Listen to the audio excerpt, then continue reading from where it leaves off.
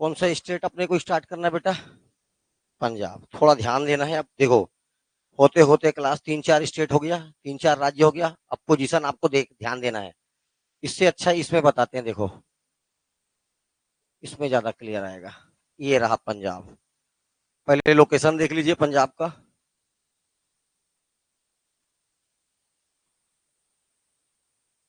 ये है आपका पंजाब। इतना बड़ा नहीं है, लेकिन इसमें थोड़ा बड़ा बना रहा हूं। ठीक है, इधर देखिए। आउटर पहले देखिए।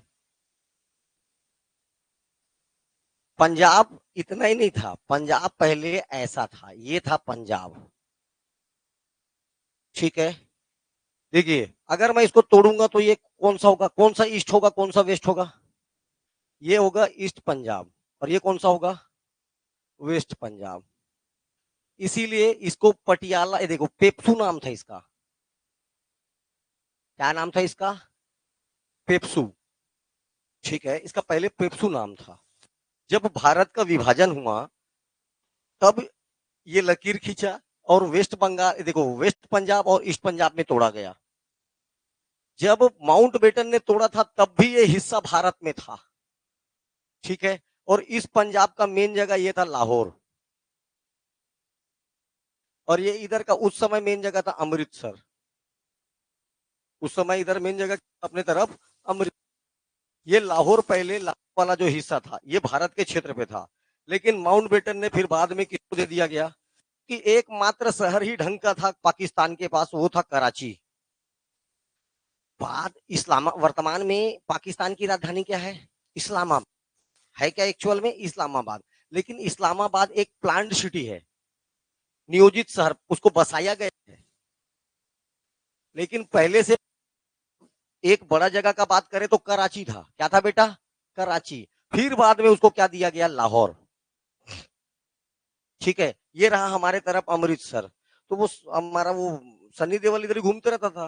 वो कब जाने आया अमृतसर, कब जाने लाहौर आया, मैं वो थे दिन छोड़ आया, गाना सुने हो? ये लगा हुआ है अमृतसर और लाहौर।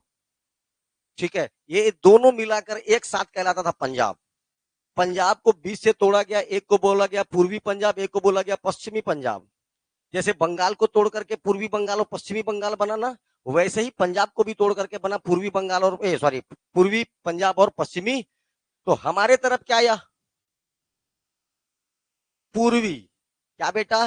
पूर्वी। इसीलिए देखो इसका नाम ही क्या था, देखो ध्यान से। पंजाब का पहले क्या नाम था? पेप्सू। क्या नाम था बेटा? पेप्सू नाम था, देखो ध्यान से। पंजाब का क्या नाम था? PEPSU. Patiala and east Punjab state union, ये पूरा नाम था इसका। पंजाब देखो, पटियाला एंड ईस्ट पंजाब। कौन सा पंजाब अपने तरफ आया? ईस्ट पंजाब। और वेस्ट पंजाब किस में आ गया? लाहौर, पाकिस्तान में चले गया। इसीलिए बोला जाता है पंजाब दोनों तरफ है बेटा, पाकिस्तान में भी है और पंजाब कहां पर है? भारत में, दोनों जगह है पंजाब। ठीक है, लेकिन अपने को उस पार के पंजाब से अब क्या लेना देना? हमको अपने पंजाब से लेना देना है, जिसको अपन क्या बोलते हैं? ईस्ट पंजाब। कौन सा पंजाब? ईस्ट पंजाब। ये लीजिए। अगर मैं इसका इंटरनेशनल बाउंड्री बोलता हूं तो किसके साथ बन रहा है? देखो ध्यान से, किसके साथ बन रहा है? पाकिस्तान के साथ। मतलब इसकी सीमाएं किस देश के साथ लगती है? तो पाकिस्तान के साथ। कोई समस्या? यहां तक इसके साथ राजस्थान लगेगा। क्या लग गया? राजस्थान। राजस्थान के साथ यहां पर लगेगा हरियाणा। हरियाणा। ऊपर लगा क्या? ये तुम्हारा लगा क्या? हिमाचल। क्या लगा? उत्तराखंड नहीं लगेगा, उत्तराखंड अलग है। ये लगेगा हिमाचल। क्या लगा बेटा? हिमाचल। ध्यान से देखो, हिमाचल प्रदेश। और हिमाचल प्रदेश और तेरा हरियाणा के बॉर्डर पे ऐसे ये पड़ेगा चंडीगढ़। ऊपर में एक ही पड़ेगा जम्मू एंड कश्मीर। लद्दाख इससे दूर है, लद्दाख इससे बहुत दूर है। ठीक है, ऊपर में जम्मू कश्मीर लगेगा, इधर पाकिस्तान लगा, फिर राजस्थान पड़ा, फिर हरियाणा पड़ा, फिर हिमाचल प्रदेश पड़ा, और बीच में हिमाचल प्रदेश, हरियाणा और पंजाब तीनों की सीमाएं किसको टच करती है? याद रखना, चंडीगढ़। ये क्या है बेटा? चंडीगढ़ एक यूनियन टेरिटरी है। हरियाणा और पंजाब की राजधानी है। हरियाणा और पंजाब की राजधानी क्या है? चंडीगढ़ है। इसके आउटर में किसको कोई समस्या है तो बताइए। इंटरनेशनल बाउंड्री किसके साथ लगता है? पाकिस्तान के साथ। इसलिए मेरे को बताइए ये एक लैंडलॉक्ड स्टेट है कि नहीं है? नहीं है, क्योंकि इंटरनेशनल बाउंड्री लग गया। ठीक है, अब चलिए, ये है आपका पंजाब। एक्चुअल में ऐसा दिखता है पंजाब। ठीक है, अब मेरी बात और ध्यान से सुनना, एक लाइन और। ये जम्मू कश्मीर में ये जगह है श्रीनगर। कौन सा जगह है बेटा ये? श्रीनगर। श्रीनगर से ऐसा एक सड़क हरियाणा दिल्ली ऐसा होते हुए नागपुर, ये देखो नागपुर, ये ऐसा, ये है कन्याकुमारी। भारत लास्ट कॉर्नर क्या है? तमिलनाडु में कन्याकुमारी। ऊपर में है श्रीनगर। और ये रोड है भारत का सबसे लंबा road, national highway number 44, NH 44, national highway number 44। कभी नहीं भूलना, श्रीनगर से कन्याकुमारी को जोड़ता है भारत का सबसे लंबा नेशनल हाईवे। कौन सा है? NH 44। हमेशा याद रखना है, ठीक है। चलिए, तो ये NH 44 इसके बीचों बीच गुजर रहा है। किसके? पंजाब के। इसीलिए बताया हूं। अब मैं आपको ये रोड खींच देता, कहां समझ में आता? ये एक ऐसा सड़क, ये निकल जाएगा ऐसा। ठीक है, पहले इसके आउटर पर सबके सब ध्यान देंगे। इसका आउटर इतना लग रहा है किससे? जम्मू कश्मीर से। इतना किससे लगा? इतना हिस्सा J&K के साथ। ठीक है, देखो ध्यान से। अब यहां तक लगेगा क्या तुम्हारा? पाकिस्तान। पाकिस्तान। यहां तक क्या लगेगा आपका? राजस्थान। इधर देखो, यहां तक लगेगा आपका राजस्थान। ओके, ये यहां तक लगेगा आपका हरियाणा। हरियाणा, और ये लगा तेरा हिमाचल। हरियाणा और हिमाचल के बीच यहां क्या मिलेगा आपको? चंडीगढ़। ये हो गए इसके आउटर। किसी को कोई भी समस्या नहीं है। अब आपको कुछ जगह याद रखना है। NH 44 में, NH 44 में जब जैसे मैं प्रवेश करूंगा, जैसे NH 44 में प्रवेश किया जाता है, सबसे पहला जगह यहां पर पड़ेगा पठानकोट। पहला जगह क्या पड़ा? पठानकोट। इस रोड को छोड़ करके अगर मैं इधर आऊंगा तो यहां पर पड़ेगा गुरदासपुर। कौन सा जगह पड़ेगा? गुरदासपुर। गुरदासपुर से थोड़ा इधर आऊंगा तो यहां पर मेरे को पड़ेगा बेटा, शहर का क्या नाम है? सबसे मेन शहर अभी थोड़ा देर पहले बताया था, अमृतसर। जगह का नाम अमृतसर। अमृतसर से यहां पर भारत के तरफ लगा हुआ है अटारी बॉर्डर। बॉर्डर का क्या नाम है? अटारी बॉर्डर। और बॉर्डर के इस पार भी बॉर्डर है, ये इस पार और लगा हुआ है। इस पार वाला कहलाता है बाघा बॉर्डर। अपन बोलते हैं बाघा बॉर्डर है कौन सा? भारत में अटारी बॉर्डर। बाघा बॉर्डर उस पार है, दोनों लगा हुआ है। लेकिन नाम किसका फेमस है? बाघा बॉर्डर बोलते हैं। पहले क्या नाम था इसका? बाघा बॉर्डर। तो अमृतसर के पास ये जगह याद रखना है। इसके नीचे आओगे तो फिरोजपुर, कोई काम का जगह नहीं, लेकिन याद रख लेना फिरोजपुर। फिरोजपुर के नीचे इधर पड़ेगा, आपको याद रखना बेटा, भटिंडा। जगह का नाम भटिंडा। हो गया, ठीक। अब इस रोड पर आएंगे तो देखिए, पठानकोट के नीचे पड़ेगा जलंधर। जलंधर के नीचे पड़ेगा आपको, देखो ये लास्ट में यहां पर पठानकोट, जलंधर, मोहाली, पटियाला। जलंधर, पठानकोट, जलंधर, मोहाली। मोहाली के नीचे पटियाला। एक जगह पड़ेगा लुधियाना। क्या पड़ेगा? लुधियाना। ये जगह पड़ा लुधियाना। इस कार्नर पर बाउंड्री बाउंड्री से आप बॉर्डर बॉर्डर पे आए तो देखिए, ये गुरदासपुर, अमृतसर, फिरोज फिरोजपुर, और ये क्या पड़ा? भटिंडा। क्या पड़ा? भटिंडा। यहां पर पड़ता है एक और जगह, कपूरथला। क्या नाम है इसका? कपूरथला। ठीक है, अब देखिए, ध्यान से मेरी बात समझना। तीन नदियां जाननी है। एक नदी यहां आता ही नहीं है, ये निकल जाता है जम्मू कश्मीर से, ये है सिंधु नदी। कौन सी नदी है ये? सिंधु नदी, ऊपर से निकल गई। दूसरी नदी ये देखो, हिमाचल से दूसरी नदी आ रही है जो निकल जाएगा पाकिस्तान। ये यहाँ का सबसे इंपॉर्टेंट नदी है जिसका नाम है सतलज नदी। कौन सा नदी बेटा? सतलज नदी, सतलुज बोलते हैं अपन, सतलज बोलते हैं। सतलज की एक सहायक और आएगा यहां से, ये है रावी नदी। कौन सी नदी है ये? रावी नदी।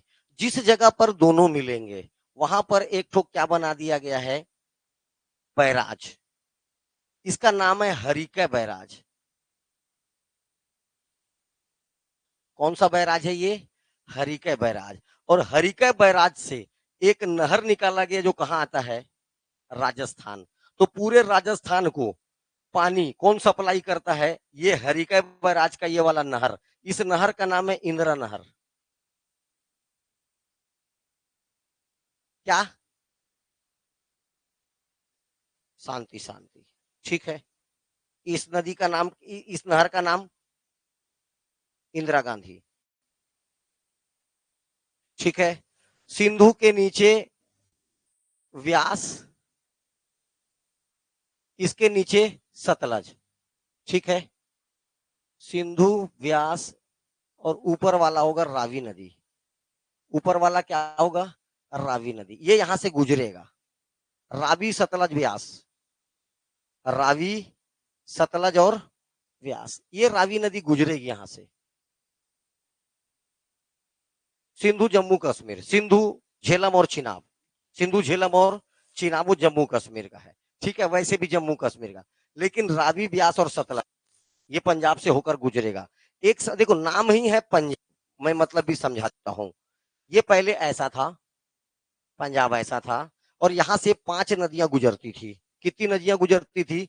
5 नदियां गुजरती थी। अगर इसको बिना, पहले का पंजाब की बात कर रहा हूं जब इसका विभाजन नहीं हुआ, इसका नाम इन 5 नदियों के, 5 नदियों का आब, आब माने भूमि, 5 नदियों वाली भूमि का नाम था पंजाब, ठीक है।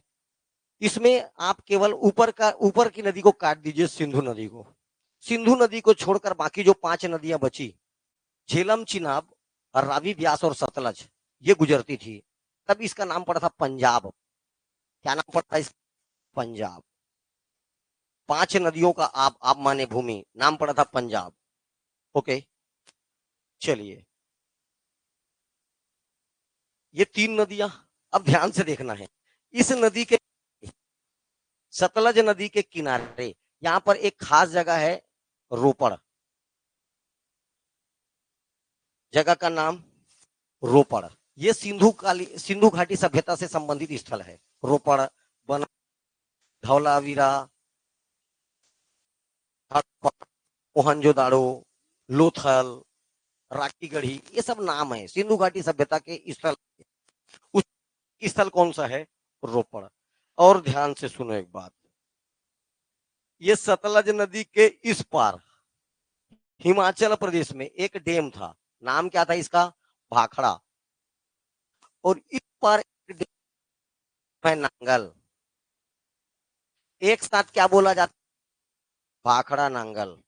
इसके कारण पीछे एक पानी स्टोर होता है, इसके कारण पीछे पानी स्टोर किया जाता है और एक झील बनता है। इस झील का नाम क्या है?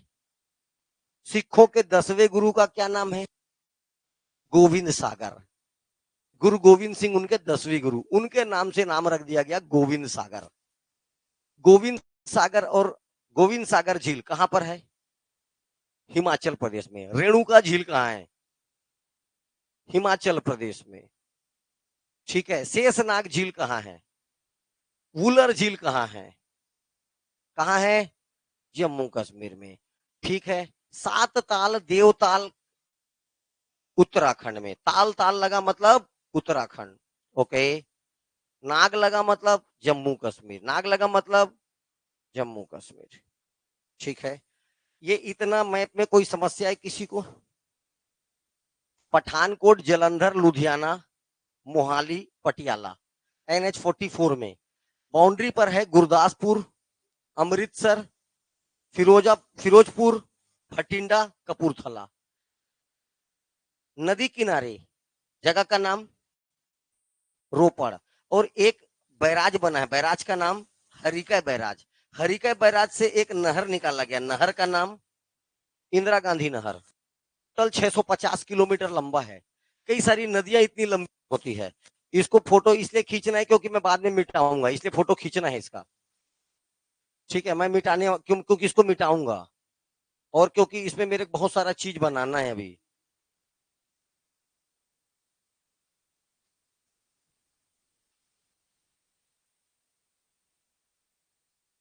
ठीक,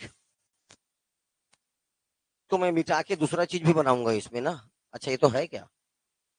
अच्छा, जादू। पंजाब। चलिए थोड़ा सा जनरल इंट्रोडक्शन की बात करते हैं पंजाब का। पहला बात तो याद रखना है, इसका पहले क्या नाम था? पेप्सू। क्या नाम था इसका? पेप्सू। 1947-48 से लेकर के 1966 तक इसका नाम पेप्सू था। इसीलिए सबसे ज्यादा इमरजेंसी भारत में यहीं पर लगा। क्यों लगा होगा? उस पर इसी का हिस्सा टूट रहा है। ठीक है, और ये आपस में बहुत, इनके बीच में क्या हुआ, झगड़ा, लड़ाई, वारदात बहुत होते रहा। इसलिए पूरे भारत में सबसे ज्यादा इमरजेंसी या कर्फ्यू कहां लगा? पेप्सू प्रांत में। कहां लगा था? पेप्सू प्रांत में। इमरजेंसी कब लगता है बेटा? जब दो देश का युद्ध होता है, कुछ आंतरिक कलह हो जाता है, मतलब इंटरनल वायलेंस हो गया, कुछ हो गया, तो अब क्या लगाया जाता है? इमरजेंसी लगाया जाता है। तो भारत में सबसे ज्यादा इमरजेंसी कहां लगा है? पेप्सू प्रांत में। ओके, 1966 में अब इससे हरियाणा को अलग किया गया। ठीक है, पंजाब, और नाम क्या रखा गया? पंजाब। पंजाब बना 1966 में। उससे पहले तक क्या नाम था? पेप्सू। क्या नाम था इसका? पेप्सू। अब ये 1966 में टूट करके एक बना पंजाब, एक बना हरियाणा, और दोनों की संयुक्त राजधानी बना दिया गया किसको? चंडीगढ़ को।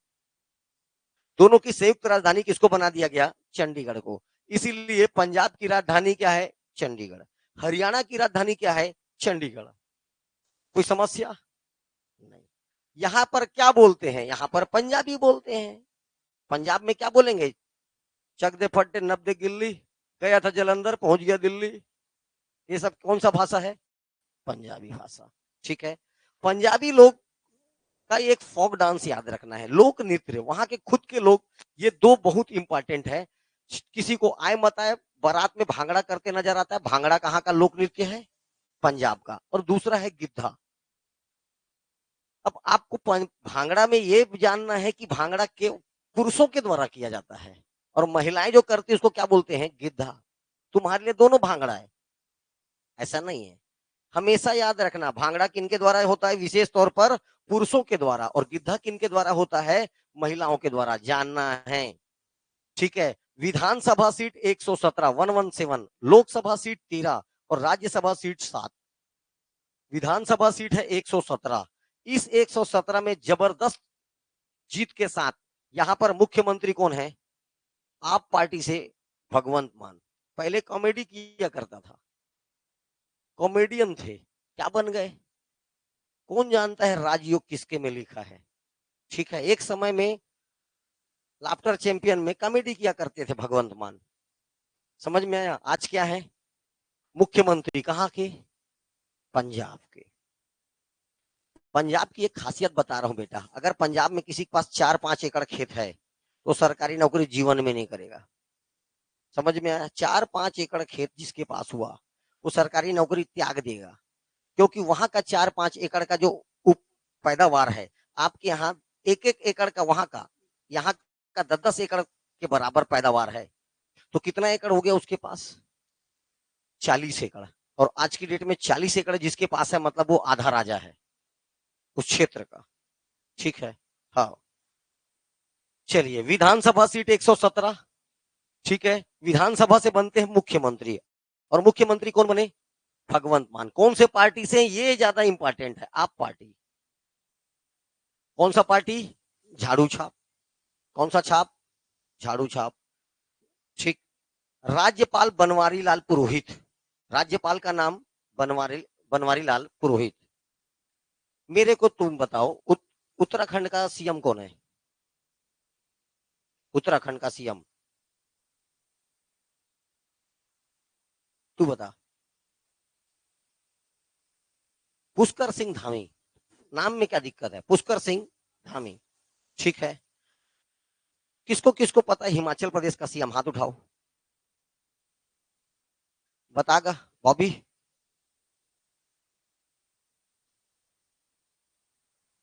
बैठे बैठे। सुखविंदर सिंह सुक्खू। Sukhvinder Singh Sukhu, very good. चलिए, थोड़ा बहुत पढ़ रहे हैं पीछे के लोग।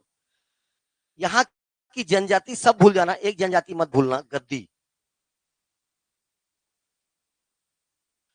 स्वांगला भी है, भोट भी है, आपको एक याद रखना है बस, क्या? गद्दी। यहाँ पर कौन सी जनजाति निवास करती है? गद्दी। ठीक है। लेप्चा कहाँ बताया था? कहाँ बताया था? लेप्चा जनजाति कहाँ निवास करती है? उत्तराखंड में। कहाँ निवास करती है? उत्तराखंड में। ठीक है भैया, ये सब यही सब तो ज्योग्राफी है, और क्या है? नदी नाला पहाड़ नदियां, यही बन के ऊपर के यही बन के क्या निकल के आएगा? टॉपिक। यही सारा चीज। मैं अब उस समय ये सब बात नहीं करूंगा, उस समय क्या बात करूंगा? जनजाति पढ़ाऊंगा तो केवल जनजातियों का बात करूंगा। तो फलाना जगह ये जनजाति पाई जाती है, छत्तीसगढ़ में गोंड पाया जाता है, यहाँ पर भील पाया जाता है, उधर में कहीं रेड्डी पाया जाता है, कहीं कुछ पाया जाता है, कहीं कुछ पाया जाता है, कहीं बकरवाल पाया जाता है। तो यही सब बात करेंगे उस समय टॉपिक जब आएगा। तो इसीलिए अभी मेहनत कर लिया, वो टॉपिक उसके लिए हलवा हो जाएगा, हलवा हलवा पूरी। ठीक है। अब पंजाब का पहली बार जिक्र आता है 326 बीसी में। 326 बीसी पहली बार पंजाब का नाम फेमस होता है 326 बीसी में, जब भारत पर आक्रमण करता है अलेक्जेंडर द ग्रेट, सिकंदर महान। किसका अटैक होता है भारत पर? लेकिन कब होता है? 326 बीसी में। अभी एडी चल रहा है। इसका हमला कब होता है? 326 बीसी में। वहां से अभी आप आओगे जीरो, एक एक माइनस करते करते कहां आओगे? पहले जीरो, और जीरो से अभी चल रहा है 2024।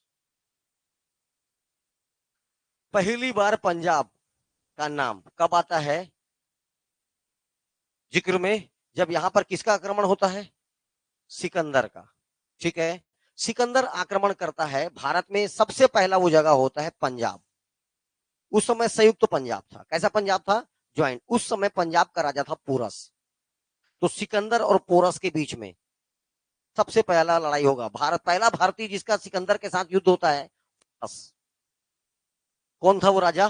पोरस, राजा पोरस। बाकी इतिहास में घटना इसकी जबरदस्त है। ठीक है। सिकंदर की पत्नी पोरस को अपना भाई बना लेती है, तो अपनी बहन की रक्षा करने के लिए वो है, वो सारी बातें उधर करेंगे। ठीक है। इसी के पैरेलल पैरेलल चल रहा है चाणक्य, और उन इनके साथ में और है, याद रखना है कौन? चंद्रगुप्त मौर्य। इसी समय कौन है यहाँ पर भारत में? धनानंद का शासन चल रहा है, नंद वंश का शासन चल रहा है, उसको रिप्लेस करेगा मौर्य। ठीक है। बस तू इसका नाम जान, यही काफी है अभी। इसका नाम सिकंदर। जब सिकंदर 326 ईस्वी में भारत पर आक्रमण करता है, उस समय पंजाब के राजा का नाम क्या था? पोरस। क्या नाम था उसका? पोरस। चलिए, अब टॉपिक की बात करते हैं। या ये जगह, पहले तो ये जगह याद होना चाहिए आपको सब। पठानकोट, गुरदासपुर, अमृतसर, फिरोजपुर, भटिंडा, कपूरथला, पटियाला, मोहाली, रोपड़, लुधियाना, जलंधर और पठानकोट। और इधर यहां पर ये गांव का नाम है नांगल। गांव का क्या नाम है? नांगल। इसलिए इस पर नांगल बांध बना, और एक साथ नाम है भाखड़ा नांगल। दूसरा सबसे ऊंचा डैम भारत का, 255 मीटर के साथ सबसे ऊंचा डैम है। 261 मीटर के साथ टिहरी डैम। सारी बातें अभी करेंगे। ये इतना क्लियर है मैप, तब तो क्या पढ़ रहे समझ में आएगा। चलिए, पहला जगह देखिए पठानकोट। पहला जगह क्या देखना, याद करना है आपको? पठानकोट। पठानकोट भारतीय वायुसेना का एयरबेस है। हमारे एयरफोर्स का क्या वहां पर एयरबेस है। एक विमान सुने होंगे, सुखोई विमान, सुखोई 30। क्या नाम है उसका? सुखोई 30। उसका ये एयरबेस है। सुखोई 30 यहाँ पर आराम करता है। आराम करता मतलब सुखोई सुखोई 30 दिन भर उड़ते नहीं रहता है, उसको तभी उड़ाया जाता है जब क्या रहता है, युद्ध होगा। वरना थोड़ा एक जंग मत लग जाए बोल के महीना 15 दिन में एक राउंड ऊपर ही ऊपर मार के फिर वहां बैठ जाता है। और आपको कहाँ दिखता है 26 जनवरी और 15 अगस्त के दिन दिल्ली में जब अपन क्या करते हैं, परेड ग्राउंड में अपन चलते रहता है, उस समय इनका थोड़ा बहुत करतब दिखाए, वापस लाके यहीं बैठा दिए। सुखोई विमान तभी उड़ेगा जब इमरजेंसी होगी, युद्ध चलते रहेगा। ठीक है, सियाचिन ग्लेशियर में हमारे लोगों को छोड़ना है, कहीं कुछ करना है, कहीं कुछ करना है, तब ये उड़ेगा सुखोई विमान। ठीक है, सुखोई विमान का स्क्वाड्रन है, स्क्वाड्रन वर्ड यूज करना। देखो यहाँ पर एक स्क्वाड्रन में या तो 15 ठोक जहाज रहेगा या तो 28 ठो रहेगा। अगर छोटा स्क्वाड्रन है तो 15 रहेगा, और बड़ा स्क्वाड्रन है तो कितना रहता है, 28। कुछ नहीं जानना, ये जहाजों की संख्या को स्क्वाड्रन कहते हैं।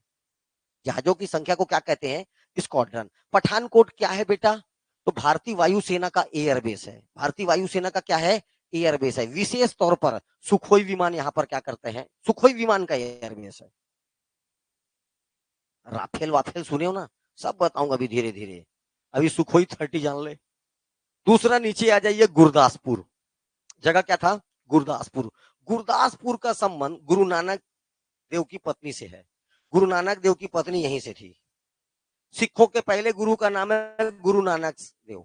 सिखों के पहले गुरु का क्या नाम है, टोटल सिखों में 10 गुरु बस हुए। केवल कितने गुरु हुए, 10। जैनों में कितने गुरु हुए, 24। जैनों के कितने गुरु हुए, 24। और गौतम बुद्ध के बाद कोई बुद्ध आया ही नहीं। तो अंतिम अंतिम भगवान भी भैया, पहला भगवान भी भैया कौन, गौतम बुद्ध। ठीक है, तो जैनों का बता दिया, बुद्ध का बता दिया, और तुमको बता दिया सिखों का। सिखों के कितने गुरु, 10। पहले गुरु का नाम था गुरु नानक देव। इन गुरु नानक देव की पत्नी कहां से थी, गुरदासपुर से। एक बात। दूसरा, इतिहास में यही गुरदासपुर पढ़ेंगे अपन जब बात करेंगे अमरकोट का। इसी गुरदासपुर में जगह है अमरकोट। इसी अमरकोट के राजा थे वीरसाल।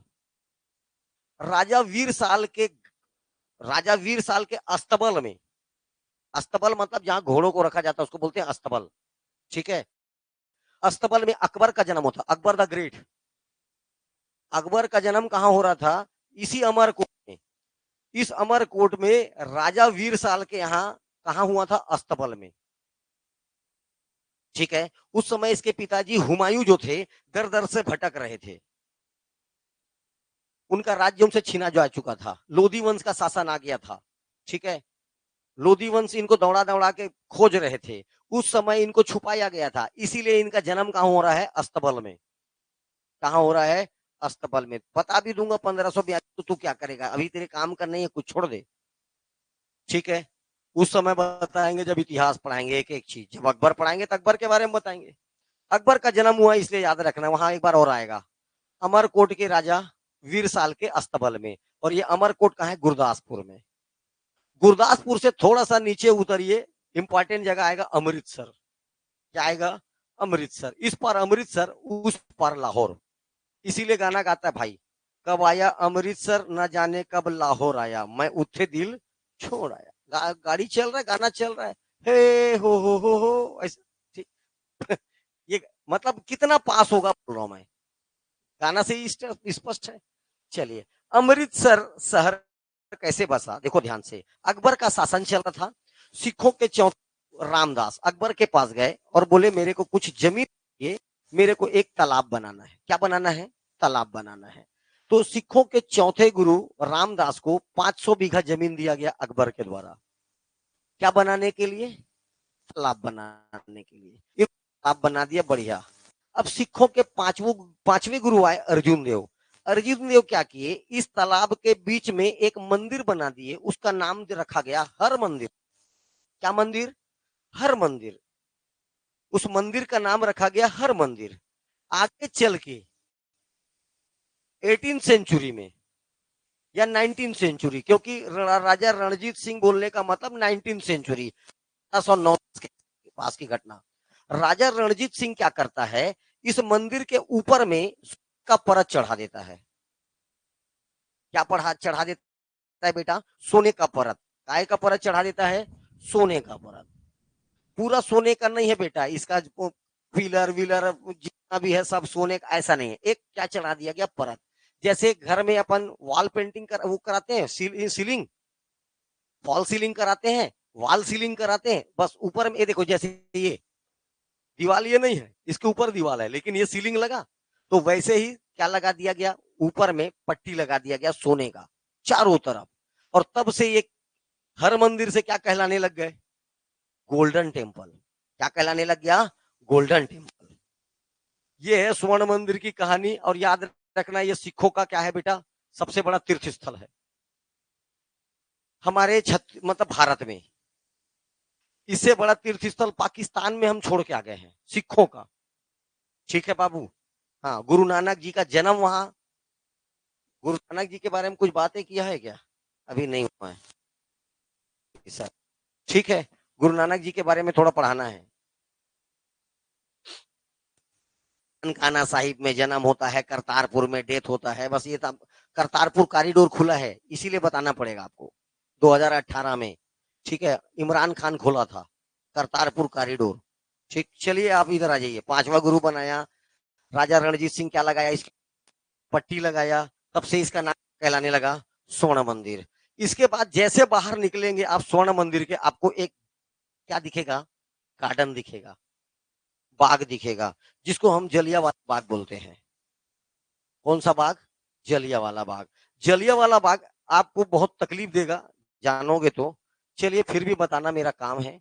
एक ऐसा एक बाग है, इसमें केवल आने का, एक ही एंट्री करने का ये बस जगह है, और कहीं से एंट्री नहीं किया जा सकता, यहीं से आएगा यहीं से आएगा। ठीक है, और एंट्री का कोई भी जगह नहीं है। तो इस जलियांवाले बाग में लोग क्यों इकट्ठा हुए थे, पहले तो ये जान लो। 1919 में, 1919 में अंग्रेजों ने एक एक्ट पारित किया जिसका नाम है रोलेट एक्ट। अंग्रेजों ने एक एक्ट पारित किया, क्या नाम था उसका, रोलेट एक्ट। इस रोलेट एक्ट के विरोध में जगह जगह पर प्रदर्शन चल रहा था। उसी समय अमृतसर में दो प्रमुख नेता, एक का नाम है सतपाल और दूसरे का नाम है सैफुद्दीन, सैफुद्दीन किचलू। ये ले, किचलू। डॉक्टर सत्यपाल, डॉक्टर सत्यपाल और सैफुद्दीन किचलू, ये दो नेता ना रोलेट एक्ट का विरोध कर रहे हैं। काय का विरोध कर रहे हैं, रोलेट एक्ट क्या था, एक काला कानून था। रोलेट एक्ट का उपनाम है काला कानून, इस ब्लैक कानून मतलब ला। ठीक है, काला कानून ही बोलना है।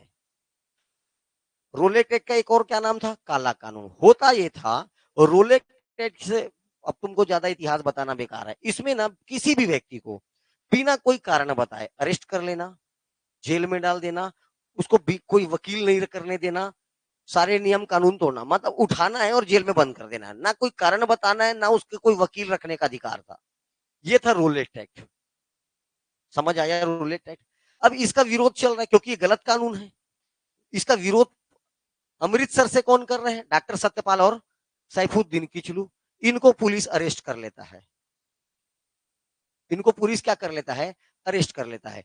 इन दोनों को अरेस्ट किया है करके यहां की जनता शांतिपूर्ण क्या करने वाला था, एक मीटिंग कर रहा था, शांतिपूर्ण धरना प्रदर्शन। आपको शांतिपूर्ण धरना प्रदर्शन का अधिकार देता है, ठीक है, आर्टिकल 19। ठीक है ना, बोलने का, संघ बनाने, ये संघ बनाने का, मीटिंग करने का अधिकार है सब। तो ये शांतिपूर्ण क्या करने मीटिंग के लिए कहां इकट्ठा हुए, इसी दिन बैसाख का दिन था। बैसाखी त्योहार यहाँ का सबसे प्रमुख त्योहार है, बैसाख। बैसाख का त्योहार मना रहे थे और सब के सब ये जलियांवाला बाग में क्या हुए, इकट्ठा हो गए। बढ़िया बढ़िया चल रहा है सब कुछ। ये बैसाख के दिन यहाँ पर क्या किए, धरना देने आ गए। तो इस समय यहाँ पर गवर्नर था ओडायर।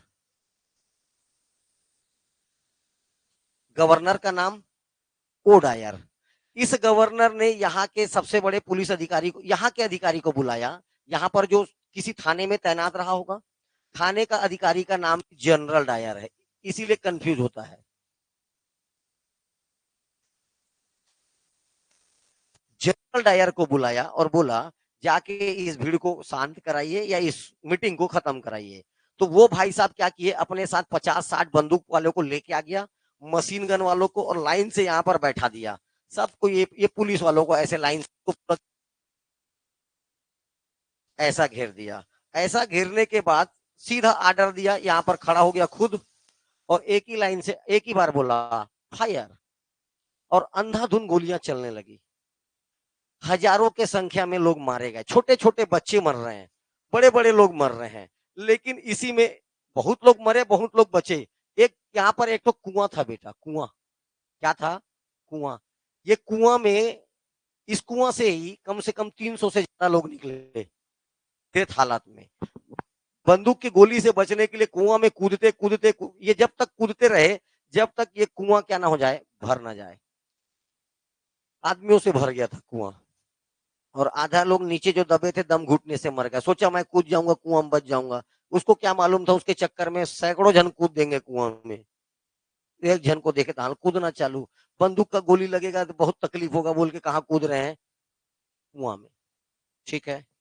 और ऐसे हजारों लोग मारे गए। इसका कई लोगों ने विरोध किया। एक का नाम याद रखना, रविन्द्रनाथ टैगोर। रविन्द्रनाथ टैगोर ने इसके विरोध में अपना नाइटहुड का उपाधि त्याग दिया। रविन्द्रनाथ टैगोर को अंग्रेज सरकार ने 1913 में एक नोबेल प्राइज दिया था, साहित्य का नोबेल, उसकी रचना गीतांजलि के लिए। भारत में पहला नोबेल प्राइज जीतने वाला कौन है? रविन्द्रनाथ टैगोर, जिसको गुरुजी के नाम से जानते हैं। ठीक है। रविन्द्रनाथ टैगोर को फर्स्ट नोबेल प्राइज मिलता है इंडिया में, और साथ में अंग्रेज इसको एक टाइटल देते हैं, नाइटहुड। अंग्रेजों का ये टाइटल को वापस करता है, किसके कारण वापस करता है? इस जलियांवाला बाग हत्याकांड के कारण। ठीक है। इसमें एक बच्चा बच जाता है, बहुत लोग बचे, किसी का हाथ नहीं, किसी का पैर नहीं, किसी का एक आध गोली पड़ा बच गया। वैसे एक छोटा सा बच्चा था, ये बच गया। और ये बच्चा 1940 में लंदन गया। कब गया? 1940 में, केविंटन हॉल में। इसका गलती नहीं था, क्योंकि ये केवल आदेश का पालन ही कर सकता था। इस भाई साहब को एक जगह ये मुख्य अतिथि बन के गया था, केविंटन हॉल में। केविंटन हॉल में ये भी गया, इंजीनियरिंग कॉलेज करने के नाम से यहां से लंदन गया। मनसा कुछ और थी, जब से पैदा हुआ था एक ही चीज था, इस आदमी को गोली मारना है। इसके जीवन का एक ही लक्ष्य था, इस आदमी को क्या करना है? गोली मारना है। उसके लिए ये पढ़ाई किया, इंजीनियरिंग करने लंदन गया। और लंदन में ये जिस जगह पर मुख्य अतिथि बना था, वहां जाकर इसके सामने टिका के 5 गोली मारा। जब इसको दूसरा गोली पड़ा तब पूछा मेरे को क्यों मारता है? मारने का कारण तो बताया, मारने का कारण तूने मेरे भारत देश के, मेरे माँ बाप को भी मार डाला, और मेरे भारत देश के हजारों लोगों को बिना कारण के मारा था। याद कर वो दिन बोल के टिका टिका के मारा भाई।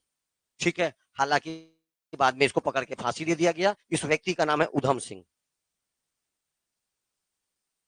उधम सिंह, क्या नाम है इसका? उधम सिंह। 1940, लंदन का केविंटन हॉल। ओके। ये है जलियांवाला बाग हत्याकांड। इसके बाद बहुत सारा कमेटी गठित होगा, हंटर कमेटी, ये कमेटी, वो कमेटी। तेरे को ये सारा चीज मैं बताऊंगा इतिहास पढ़ाते समय। अभी बस इतनी घटना जानना है, कहां से? जलियांवाला बाग हत्याकांड से। आज भी बेटा इन दीवालों पर जो खाली गोलियां पड़ी है ना, इन दीवालों पर जो खाली गोली लगा है, इसको कांच में ऐसे बंद करके रखी हुई है सरकार। जाओगे वहां तो देखने मिलता है। ठीक है।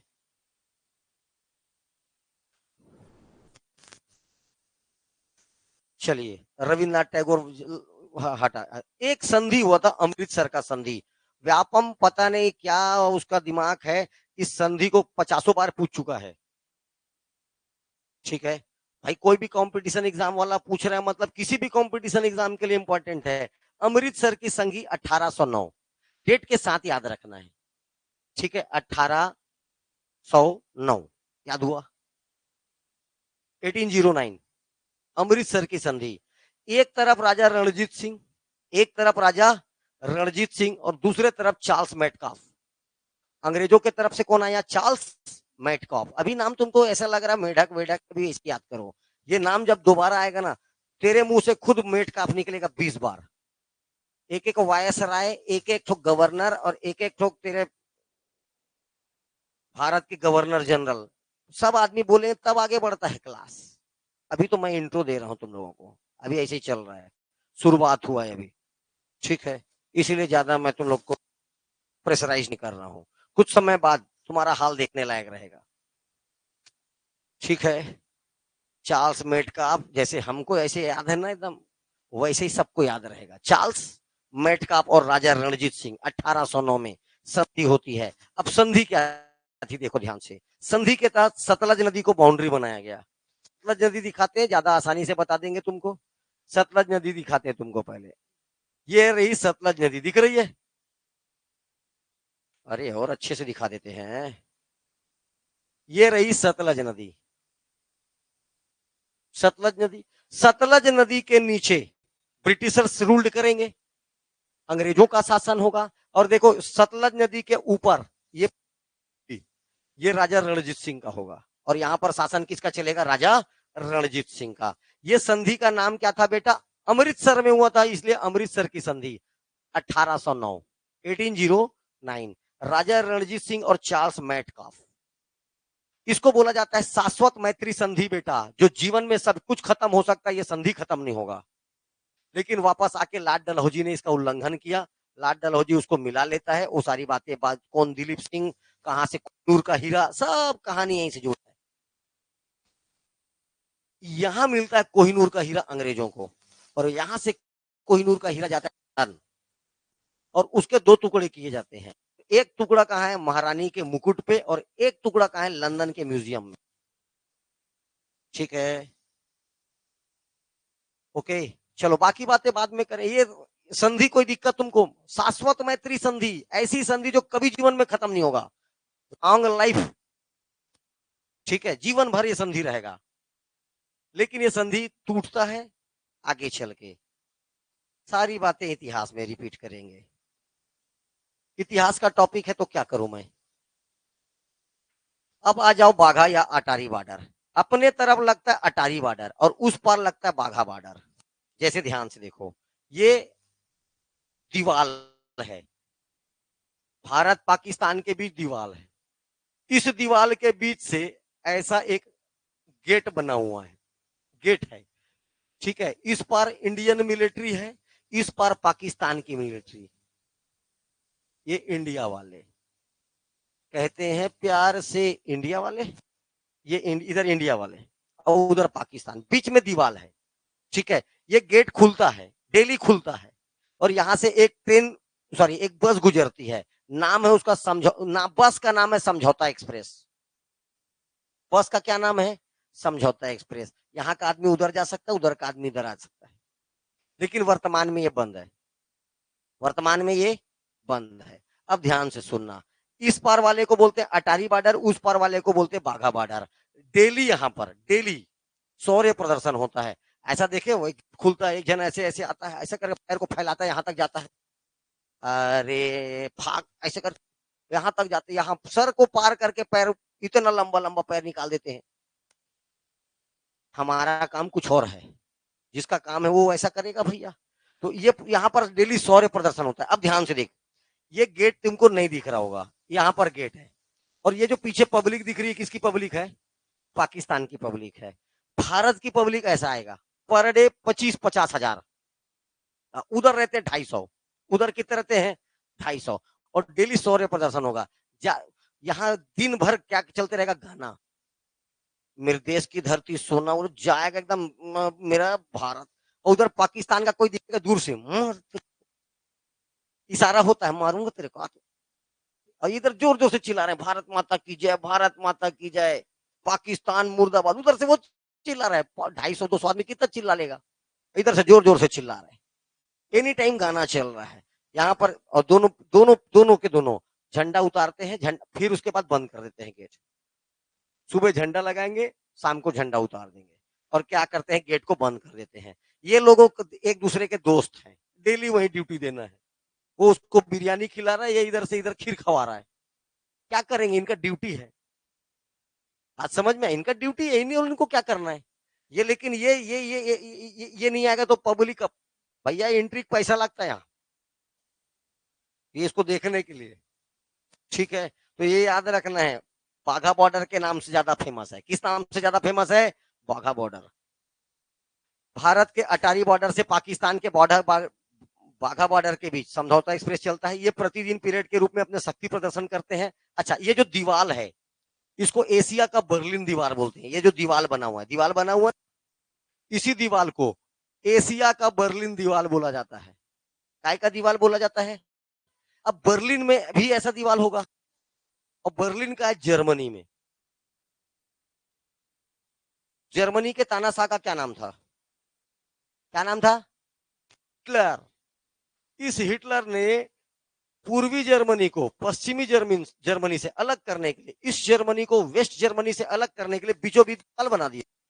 जर्मनी के बीचों बीच क्या बना दिया? दीवार बना दिया। ये दीवार किसको किसको अलग करता है? ईस्ट जर्मनी को वेस्ट जर्मनी से।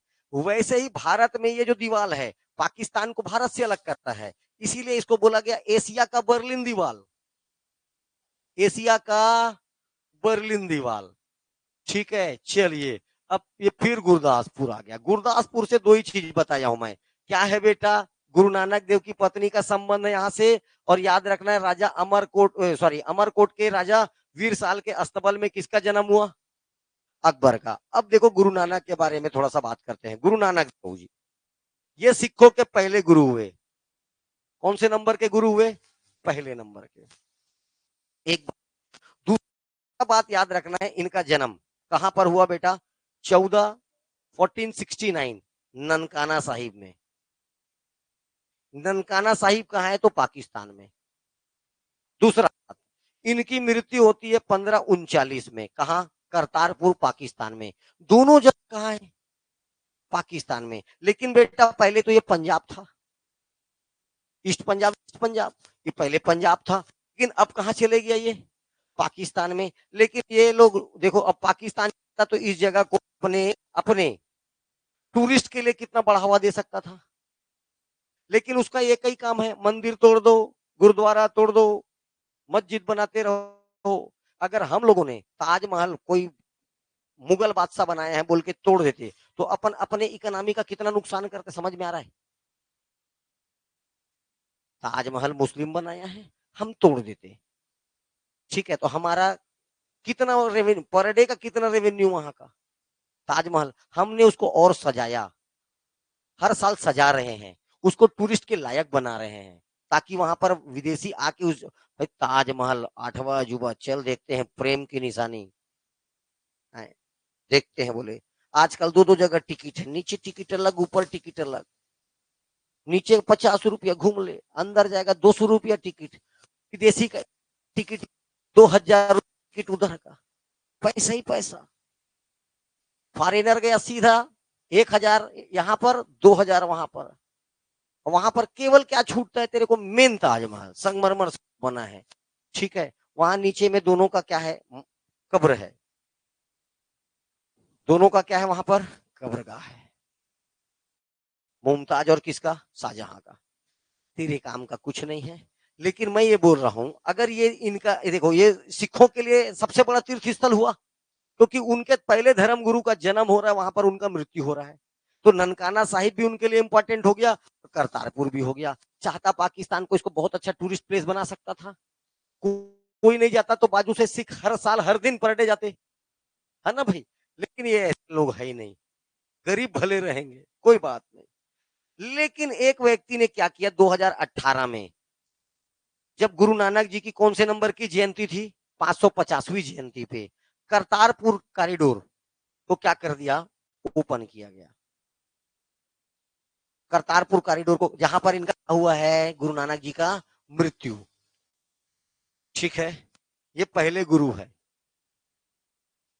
चलिए रोपड़, रोपड़ बताया हूं मैं, सतलज नदी के तट पर है। किस नदी के तट पर है? सतलज, अभी से याद रखना है, सतलज नदी के तट पर है। सतलज नदी के तट पर है। पहाड़ नाम बदल में, इसका नाम बदल के कर दिया गया रूपनगर। तो तेरे को केवल क्या याद रखना है? रोपड़ नामक जगह पंजाब में है, और ये सिंधु घाटी सभ्यता से संबंधित स्थल है। इंडस वैली सिविलाइजेशन का एक प्लेस है, जो किस स्टेट पे है? पंजाबी स्टेट पे है। बस रोपड़ पंजाब में है, और इंडस वैली सिविलाइजेशन का एक प्लेस है, किस के किनारे है, और इससे ज्यादा कुछ नहीं जानना है। बाकी जब इतिहास पढ़ाऊंगा तो यहाँ जब खुदाई हुआ तो क्या निकला क्या नहीं निकला सब बातें करेंगे, ठीक है। अगर ये आर्कियोलॉजिकल साइट है, पुरातात्विक स्थल है, मतलब यहाँ पर होगा खुदाई। क्या होगा यहाँ पर?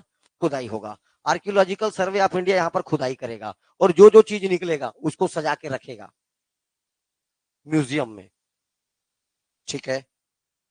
चलिए अब बात करते हैं जलंधर का। पठानकोट के नीचे जलंधर, NH-44 में, NH-44 पठानकोट के नीचे क्या पढ़ाया हूं? जलंधर। जलंधर अपने खेल सामग्रियों के लिए बहुत फेमस है। स्पोर्ट्स का कोई भी चीज, कोई भी अगर आपको इक्विपमेंट लेना है, कुछ भी लेना है, कहां जाइए? जलंधर। या यहां तक कैसे आता है? जलंधर से।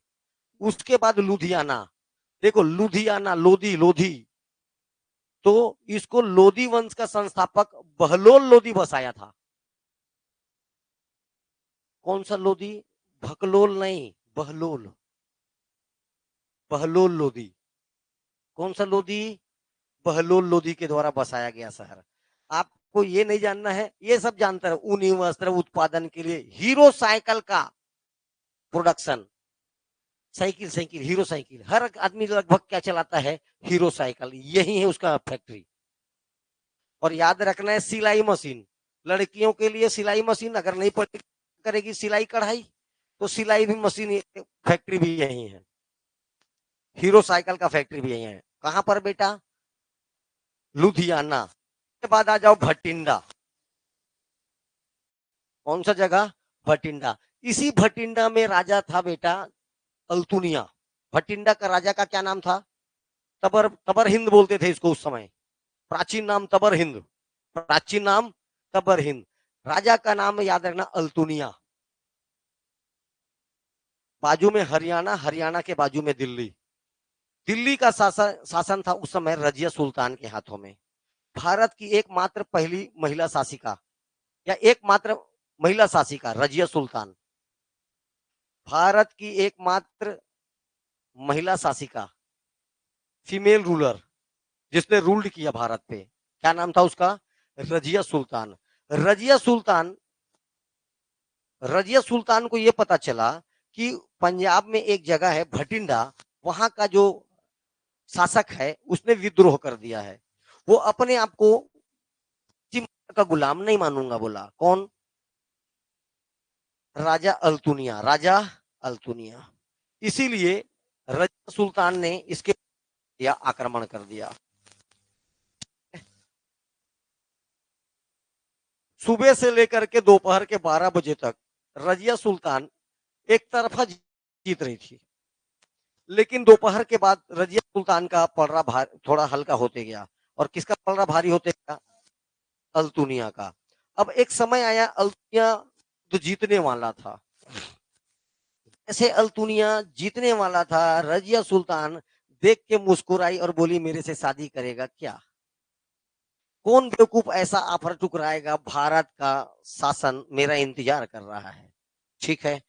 तुम में से मेरे ख्याल से अगर यहाँ पर आके ब्रिटेन की राजकुमारी तुम लोगों को बोलेगी मेरे से शादी करोगे क्या, किसी को भी बोलेगी, तो कोई लोला ही होगा जो मना करेगा। इतना मेहनत करने से बेकार है भैया, उससे शादी कर लो। प्रिंस कहलाओगे, सीधा क्या कहलाओगे? प्रिंस।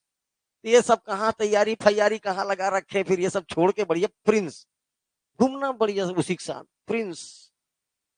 तो ऐसा मौका कोई नहीं छोड़ेगा, अल्तुनिया भी नहीं छोड़ा, बोले हाउ करूं, ठीक है। और दोनों शादी कर लिए। दोनों शादी करके जा रहे थे हरियाणा में एक जगह कैथल। कैथल ना, कैथल में डाकुओं का एक गिरोह इनके ऊपर आक्रमण कर दिया। व्यापारी हैं, बहुत सामान वामान रखे होंगे बढ़िया हीरा जवाहरात बोल के, इनके ऊपर आक्रमण कर दिया। रात को सो रहे थे कैथल में, सबको मार पीट दिए। तब देखते हैं अरे बाप रे, हमने तो भारत के शासक को ही मार दिया, राजा को ही मार दिया, रजिया सुल्तान को। ये कैथल हरियाणा में पड़ेगा। अभी मैं बता रहा हूं कहां, भटिंडा। इसी भटिंडा का कौन था? अल्तुनिया, जिसके साथ किसका शादी होता है, और ऑलरेडी उसका अफेयर उधर चलते रहता था पहले से ही। याकूत उसका बॉयफ्रेंड था, ठीक है। दिल्ली में कौन था? याकूत। उसको क्या सिखाता था? तलवारबाजी, घोड़ा चढ़ना। भैया युद्ध का घोड़ा तुम लोग चढ़ भी नहीं पाओगे, इतना बड़ा घोड़ा रहता है, कैसे चढ़ोगे? तो घोड़ा में चढ़ने के लिए ऐसे चढ़ा याकूत, पब्लिक बात करती थी, देख देख देख, ठीक है। तो ये याकूत था, उसका बॉयफ्रेंड। और उधर शादी शादी किससे कर ली? अल्तुनिया से, ठीक है। लेकिन पूरा दिल्ली तक नहीं आ पाई, उससे पहले ही क्या हो गया? राम नाम स्वाहा। आ जाइए बेटा पटियाला। पटियाला एक इन्हीं लोग का देन है, पटियाला पैक, ठीक है, या बड़ा बड़ा पैक पीने का कोई भाई भाई चक दे फट्टे हाथ भाई, गाड़ी चलाएगा, छोड़ो तू रख। ये इन्हीं का देन है पटियाला, ठीक है। अरे नाम उसी से बना, इसी जगह से पटियाला। सुभाष चंद्र बोस स्टेडियम, यहाँ पर क्या, sports academy, sorry, Subhash Chandra Bose sports academy. Diesel engine rail का निर्माण होता है। डीजल इंजन कपूरथला नहीं बताया क्या रे? ये कपूरथला भैया इंपॉर्टेंट जगह, देखो कपूरथला में बनता है। कभी ट्रेन बैठे हो तुम लोग? जो बैठते हो उसको बोलते हैं क्या? Rail coach factory. सवारी डिब्बा, सवारी डिब्बा निर्माण करने का पहला फैक्ट्री बना था पेरम्बूर। पेरम्बूर कहाँ है? तो तमिलनाडु में। कहाँ है? तमिलनाडु में। पहला factory rail coach factory, railway permanent question, पहला रेल कोच फैक्ट्री कहाँ बेटा? पेरम्बूर। पेरम्बूर कहाँ है? तमिलनाडु में। लेकिन दूसरा रेल कोच फैक्ट्री कहाँ है? कपूरथला में। दूसरा रेल कोच फैक्ट्री कहाँ है? कपूरथला में। दोनों जगह क्या है? तो रेलवे कोच फैक्ट्री, मतलब सवारी डिब्बा बनता है। कैसा डिब्बा? सवारी डिब्बा। तुम जो बैठते हो ना, वो सवारी डिब्बा है। कभी बैठे हो ऐसा कोई माई का लाल जो आज तक नहीं बैठा ट्रेन? वेरी गुड बेटा, आई लाइक इट। ऐसे ही लोग पसंद है मेरे को। ठीक है, मैत्री गार्डन जा, ट्रेन चलता है, 10 रुपए का टिकट कटा लेना। The great. चलिए पटियाला, पटियाला क्यों फेमस है बताया बेटा मैं। यहाँ पर कौन सा एकेडमी है? सुभाष चंद्र बोस एकेडमी, मतलब स्पोर्ट्स के लिए पूरा परमानेंट समर्पित इंस्टीट्यूट का नाम क्या है? Subhash Chandra Bose sports academy. दूसरा याद रखना, डीजल इंजन रेल निर्माण होता है, यहाँ डीजल इंजन बनता है। ट्रेन बेटा डीजल से भी चलता है, पेट्रोल से भी चलता है, कोयला से भी चलता है। समझ में आया? और आजकल सबसे ज्यादा किससे चलता है? इलेक्ट्रिसिटी से। समझ में आ रहा है? लेकिन अभी भी जहां पर तू कनेक्शन ले जा ही नहीं सकता, जैसे एक आठ बात कर रहा हूं, शिमला कालका रेलवे, शिमला कालका रेलवे, तेरा लाइन जा ही नहीं सकता। कौन सा लाइन? विद्युत लाइन नहीं जा सकता। अब वहां पर कैसा ट्रेन चलेगा? ऐसा धुआं वाला, या डीजल से चला लो या तुम कोयला से चला लो, ठीक है। अरे वो गदर पिक्चर में डालता था कोयला, देखे हो? भका भक उसका लड़का छोटा वाला भी आके डालना चालू कर देता है, वैसा चलता था। मैं तुमको ये भी बताऊंगा, भाप इंजन, पहला ट्रेन जो चला था वो भाप इंजन था, स्टीम से चला था, भाप से चला था। पहला ट्रेन 16 अप्रैल 1853 मुंबई से थाने के बीच। पहली ट्रेन भारत में कब चली थी? 16 अप्रैल 1853, मुंबई टू थाने। ये सब जानना पड़ेगा धीरे, लेकिन धीरे धीरे स्टोर होगा, इकट्ठा नहीं है, धीरे धीरे सारा चीज कैसे इकट्ठा होगा, धीरे धीरे। अब देखो ये मैं बता रहा हूँ, नांगल, मोहाली। अच्छा, मोहाली में दो स्टेडियम है। मोहाली का जो हॉकी, इंटरनेशनल हॉकी स्टेडियम है, ये बलवीर सिंह सीनियर के नाम पर है। तुमको याद रखना है, Mohali hockey international cricket stadium Mohali में ही है, क्रिकेट इंटरनेशनल स्टेडियम दोनों है। और मोहाली में ही क्या है बेटा? दोनों, क्रिकेट का भी और भाखड़ा नांगल। जो नांगल गांव है वहां भारी जल उत्पादन केंद्र है। भारी जल मतलब हैवी वाटर, D2O बनता है। क्या बनता है? D2O, इसको बोलते हैं भारी जल।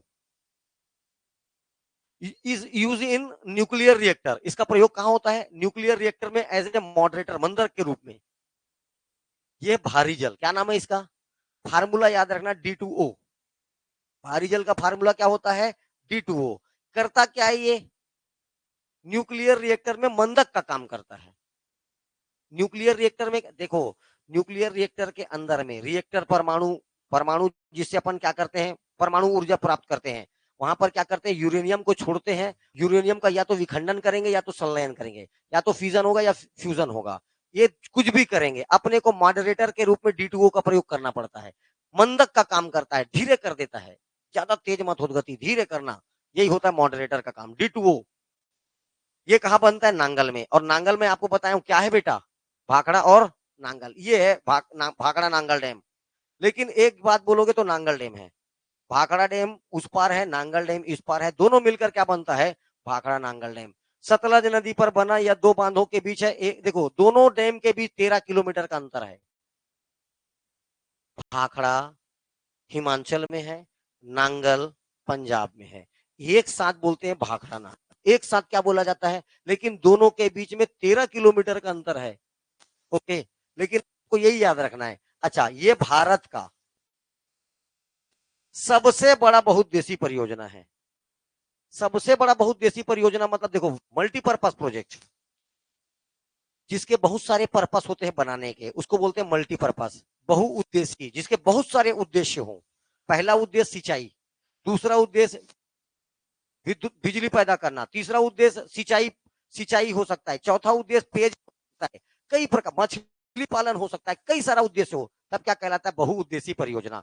भारत का देखो एक क्वेश्चन जो परमानेंट आता है, भारत का पहला बहुउद्देशीय परियोजना दामोदर घाटी नदी परियोजना 1948 1948। भारत का पहला मल्टीपर्पज प्रोजेक्ट कौन सा है, दामोदर घाटी, दामोदर वैली मल्टीपर्पज प्रोजेक्ट 1948। लेकिन भारत का सबसे बड़ा लार्जेस्ट भाखड़ा नांगल, भारत का लार्जेस्ट मल्टीपर्पज प्रोजेक्ट कौन सा है, भाखड़ा नांगल।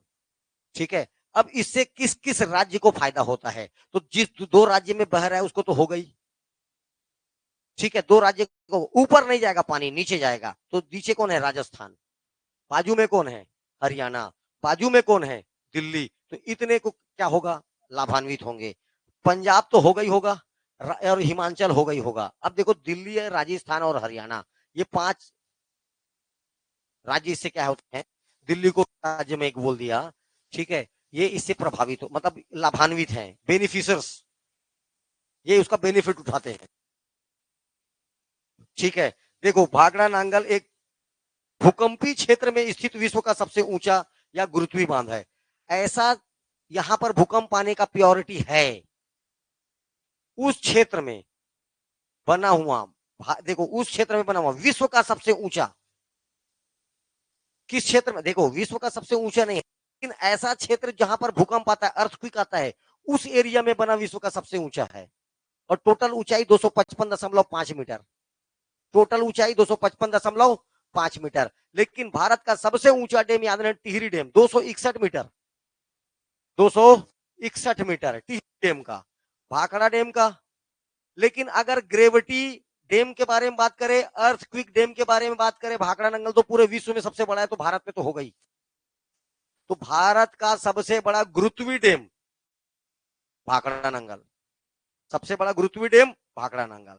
ठीक है, चलिए आगे चलो। इस डैम का निर्माण 1948 पूरा हुआ, ठीक है। इस पर बांध पीछे में झील बना, इसी बांध के पीछे में एक क्या बन गया है, झील, जिसका नाम है गोविंद सागर।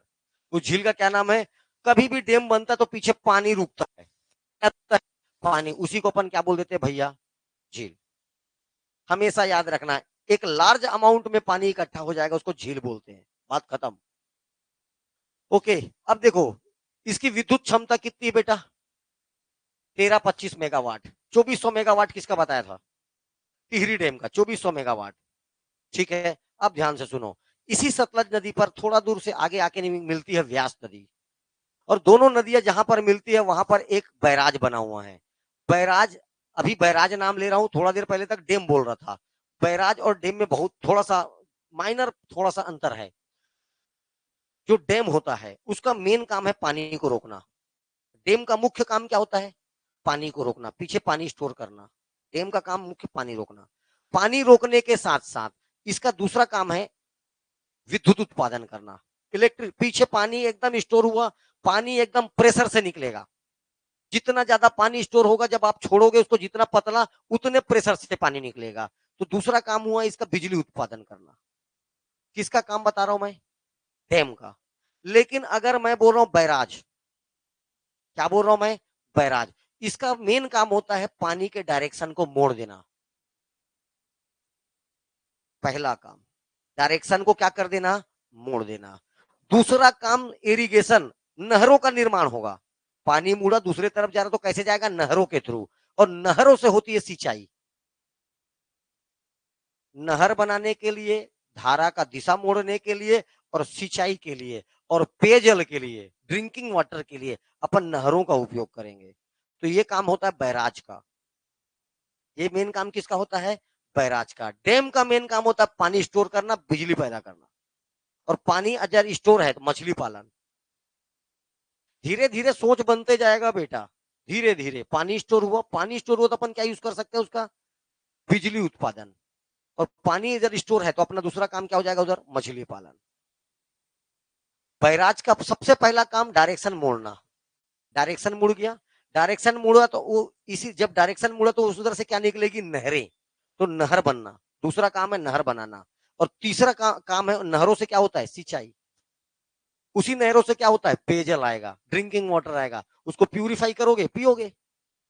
गंगरेल का पानी यहां तक आता है, पूरा बीएसपी गंगरेल का पानी पी रहा है।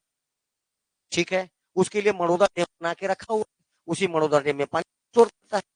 कोई देखा है मड़ौदा डैम? मैत्री गार्डन देखे हो? ऊपर चढ़ोगे तो मड़ौदा डैम दिखता है। अब जो देखा है वो ठीक है, नहीं देखा है वो क्या कर सकते हैं भैया। ये है हरिका बैराज। तो हरिका बैराज से, इधर देखिए, ये हरिका बैराज से एक क्या बना दिया गया है भैया? हरिका बैराज से एक क्या निकाल दिया गया है? नहर। इस नहर का नाम है इंदिरा गांधी नहर। इस नहर का क्या नाम है? इंदिरा गांधी नहर। 1904, देखो पहले इसका नाम था, जब ये बना तब इसका नाम था राजस्थान नहर, क्योंकि मेनली ये राजस्थान में ही आती थी। इसकी टोटल लंबाई 650 किलोमीटर है। टोटल लंबाई कितनी इसकी? 650 किलोमीटर। प्राचीन नाम है इसका राजस्थान नहर। लेकिन 1984 में जिस समय इंदिरा गांधी का डेथ हो गया, 1984 में किसका डेथ होता है? इंदिरा गांधी की मृत्यु होती है। उस समय से 1984 से इस डैम का नाम, मतलब इस नहर का नाम हो जाता है इंदिरा गांधी नहर। टोटल लंबाई 650 किलोमीटर। 650 किलोमीटर।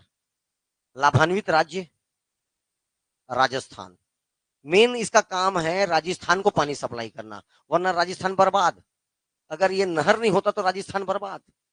और ये ऐसे नहर है जो 2400 घंटे, पानी को कोई कमी नहीं है, क्योंकि ये पहाड़ से आ रहा है, सदा नीरा। ऑलवेज इसमें पानी होगा। ठीक है, कभी सूखा नहीं होगा। तुम्हारा जाके देख शिवनाथ नदी गर्मी में सूख जाएगा, ऐसा कुछ नहीं इसका, हमेशा पानी होगा। ठीक है। चलिए इसको मिटाइए और इसके जगह दूसरा बनाइए, ये डायग्राम। फोटो खींच लिए थे ना? अरे हाँ या ना? नहीं खींचे तो मैं कुछ नहीं कर सकता। हेडिंग डालना है दोआब। क्या नाम डालना है? हेडिंग दोआब। दोआब किसको बोलते पता है? दो नदियों के बीच का उपजाऊ जमीन को बोला जाता है दोआब। पंजाब में इतना क्या, पंजाब हरियाणा में इतना पैदावार क्यों होता है? इन नदियों के कारण। ठीक है। इसमें नहीं हो पाएगा, रुको रुको रुको, इसमें ठीक से बताता हूं, इसमें बताता हूं, इसमें बताता हूं। पहले 6 नदियों का नाम ऊपर से लाइन से क्रम से याद होना चाहिए, तब बनेगा। 6 के 6 नदियों का लाइन से क्रम से नाम याद होना चाहिए। सिंधु, फिर झेलम, फिर चिनाब, फिर रावी, फिर व्यास, फिर सतलज। और ये आखिरी में जाके सारी नदियां कहां गिर जाती है? अरेबियन सी में। कहां गिर जाते हैं? अरेबियन सी में। थोड़ा सा छोटा हो गया, कोई बात नहीं, कोशिश करना समझने का। इसका नाम है सिंधु। इसका नाम क्या है? रुक यार, तुमको ऐसे बताता हूँ, खाली पेज है क्या? ये है। सब नदी आपको पता है। पहली नदी सिंधु। सिंधु। क्या पढ़ा रहा हूं मैं पता है? दोआब। दूसरी नदी चिनाब।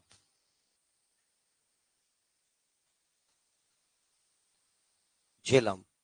तीसरी नदी चिनाब।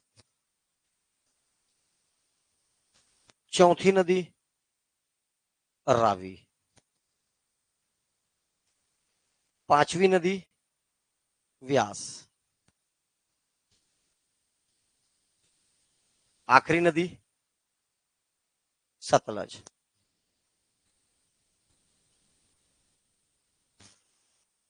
लाइन से नदियां याद रखना है पहले तो। लाइन से नदी याद रखना है। याद हुआ नदी? पहले नंबर पर सिंधु, दूसरे नंबर पर झेलम, तीसरे नंबर पर चिनाब, चौथे नंबर पर रावी, पांचवें नंबर पर व्यास, छठवें नंबर पर, अब ध्यान से सुनना मेरी बात, सिंधु। अब मैं ये होता क्या है, देखो ये नदियां, ये नदी और ये नदी, ये जो बीच का जो मिट्टी है इसको हर साल चेंज करता है। हर साल यहां पर पानी आएगा, पानी के साथ साथ मिट्टी आएगा, भुरभुरा मिट्टी आएगा। हर साल इस क्षेत्र के मिट्टी को क्या करता है, चेंज कर देता है। वैसे उसी में नहीं, इसमें भी इन दोनों के बीच में करेगा, इन दोनों के बीच में करेगा, हर साल इनके बीच के मिट्टी को क्या कर देते हैं, चेंज कर देते हैं। मिट्टी चेंज होता है और इतना उपजाऊ मिट्टी आता है जिसको अपन बोलते हैं खादर। इस मिट्टी का नाम है इंग्लिश हिंदी दोनों में खादर। खादर मिट्टी मतलब एकदम हर साल नया मिट्टी। अब इस मिट्टी में कैल्शियम भी है, इस मिट्टी में जिंक भी है, इस मिट्टी में पोटास भी है। जितना आपको इस मिट्टी को चाहिए, हर वो पोषक तत्व है इसमें, हर वो पोषक तत्व है। ये मिट्टी उतना एकदम उपजाऊ है, एकदम हर साल चेंज हो जा रहा है। और तुम्हारा इधर का मिट्टी वही का वही पड़ा हुआ है, उसमें तू यूरिया डाल रहा है, तो उसमें फर्टिलाइजर्स डाल रहा है, उसमें बहुत सारी ये दवाई डाल रहा है, दिन रात दवाई भी डाल रहे हो, लेकिन इनको जरूरत ही नहीं है। नॉर्मल ऐसे गेहूं ले जाकर ऐसे फेंक देगा तो जितना दाना उससे ज्यादा निकल आए, एकदम फ्रेश मिट्टी। अच्छा, पानी का भी दिक्कत नहीं, कभी इस नदी, कभी इस इधर से डाल दिए पानी, कभी इधर से डाल दिए पानी इस मिट्टी में, सिंचाई का भी कोई टेंशन ही नहीं है, क्योंकि ये नदियां हमेशा पानी भरे रहेगा। तो ऐसा उपजाऊ जगह कहलाता है दोआब। दो नदियों के बीच का उपजाऊ भूभाग कहलाता है दोआब।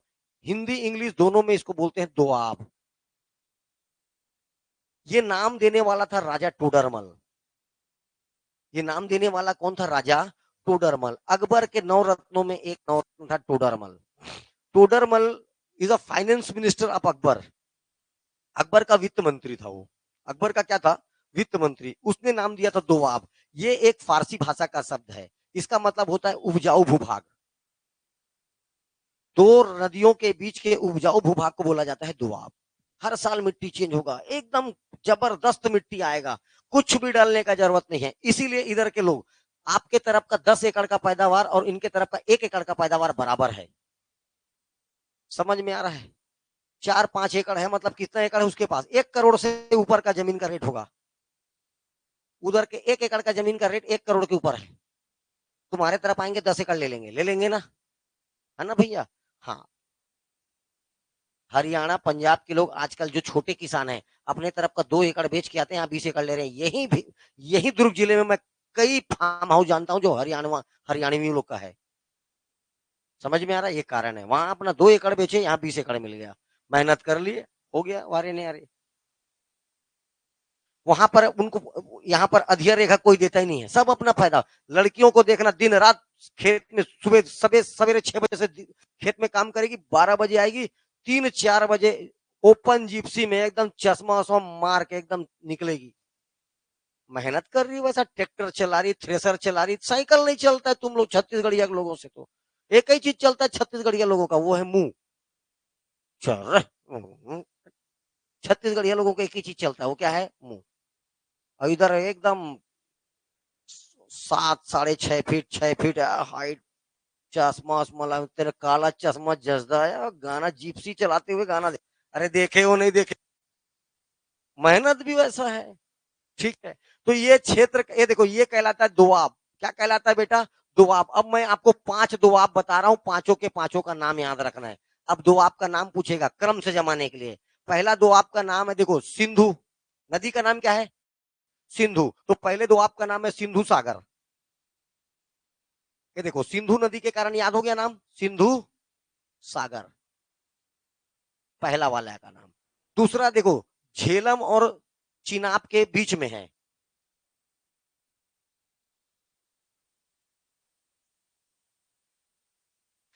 ये देखो झे और च, हिंदी में बोलोगे झेंच। झेलम और चिनाब के कारण क्या नाम पड़ जाएगा, झेंच दोआब। पहले वाले दोआब का नाम सिंधु सागर दोआब, दूसरे वाले का नाम झेंच दोआब। देखो इधर से रचना, रचना, रचना दोआब। ये देखो बारी, बारी, बारी दोआब। ये हुआ बी आधा सा और त, बिस्त दोआब। और इसके नीचे चालू हो जाएगा मालवा का पठार, तेरे को नहीं जानना है। भारत में ऊपर से ये तीन दोआब, पांच दोआब लाइन से। पहला दोआब का नाम है सिंधु सागर, दूसरा दोआब का क्या नाम है, झेंच, G-E-J-E-C-H, झेंच। तीसरे वाले का नाम रचना दोआब, उसके बाद बारी दोआब, उसके बाद बिस्त दोआब। ठीक है, ये दोआब है, क्या है बेटा, दोआब। ठीक, ये दोआब का मतलब समझ में आया। इसके अलावा मैं दो दोआब और बता रहा हूं, उसको भी याद रखना है। सतलज नदी से लेकर के, सतलज नदी से लेकर के इधर देखो, ये है सतलज नदी। और हाँ, गलत कलर में बन गया ये ऐसा। ये है तेरी कौन सी नदी, यमुना। कौन सा नदी, यमुना, यमुना। अब देखो सतलज छोटा छोटा, ये वाला जो दोआब है, ये वाला जो दोआब है जहां पर हरियाणा, चंडीगढ़, ये वाला ये कहलाता है दिल्ली दोआब। दोआब का नाम क्या है, दिल्ली दोआब। क्वेश्चन यूपीएससी का क्वेश्चन, दिल्ली दोआब। ठीक है, दिल्ली दोआब हरियाणा का हर पानीपत, अंबाला वंबाला जितना है सब किसमें पड़ेगा, दिल्ली दोआब में। अब देखो एक नदी और ऐसे एकदम फेमस नदी ऐसे आई और ऐसे निकल गई, कौन सी नदी है, गंगा।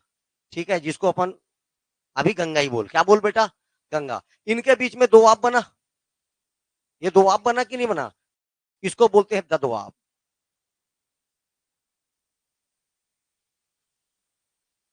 हिंदी में बोलते हैं द दोआब। गंगा यमुना का दोआब शुरू से फेमस रहा है, इतिहास में शुरू से फेमस। पूरा उत्तर प्रदेश, पूरा बिहार एकदम उपजाऊ मिट्टी बेटा। इतनी जनसंख्या कैसे पाल रहे हैं, इतना उपजाऊ मिट्टी उनका भी है। और इनको उपजाऊ बना कौन रहा है, गंगा और यमुना। नाम किस क्या है दोआब का, द दोआब। दोआब का नाम क्या है, the Doab, the Ganga, the legend. इसीलिए क्या नाम पड़ रहा है इसका, द दोआब। ये है दोआब।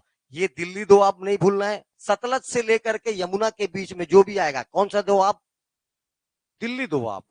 कौन सा दोआब, दिल्ली दोआब। गंगा और यमुना के बीच में द दोआब। सबसे ऊपर वाला सिंधु सागर, उसके बाद वाला झेंच, उसके बाद वाला रचना, उसके बाद वाला बारी, उसके बाद वाला बिस्त। ठीक है, जीवन में कोई नहीं पढ़ाएगा, पढ़ा दिया बेटा मेन चीज।